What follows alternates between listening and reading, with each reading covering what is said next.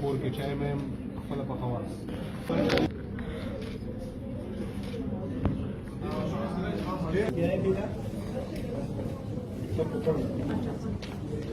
باچا خان مور سکول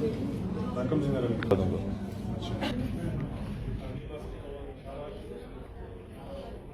تاسو سره پارکونه جوړول اور نور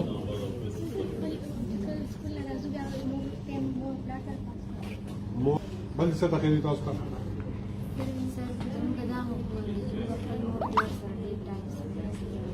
مور پلار سره ټایم کور صفائی سکول صفائی ځان صفائی ټول ماحول صفا ها ٹھیک دی نور تاسو څه کوم چایلډ رائټس په اړه کې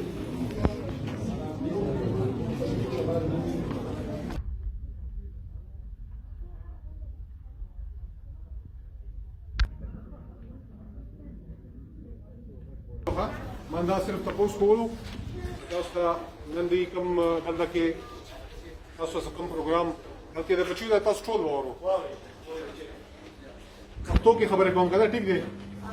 ها نن تاسو ته دلته کې یونیسف او د مو ایجوکیشن ډپارټمنټ یو تاسو ته یو پروګرام دلته کې ارینج کو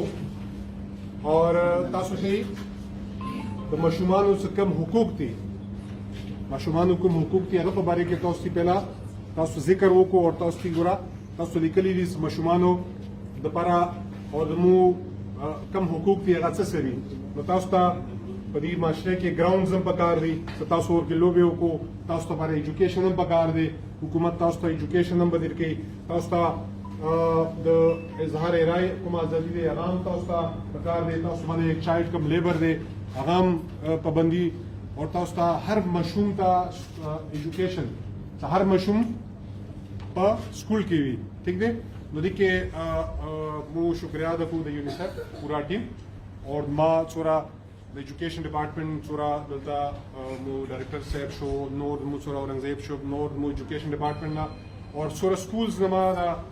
تاسو راغلی یو مشومه څورم راغلی یو تاسو مشومان مشومه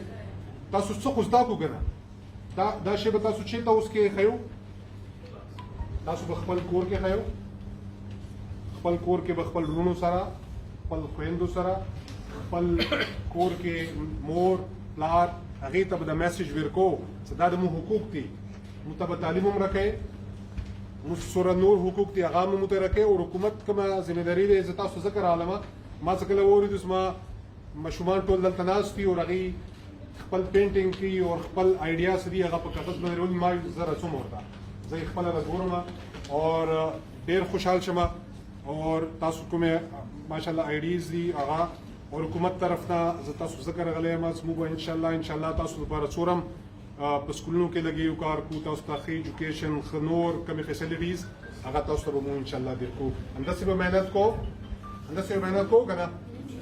سکول کې به مهنت کو کور کې مهنت کو اور دی پاکستان لپاره پاکستان کا شهري جوړېږي ښه انسان جوړېږي ٹھیک شو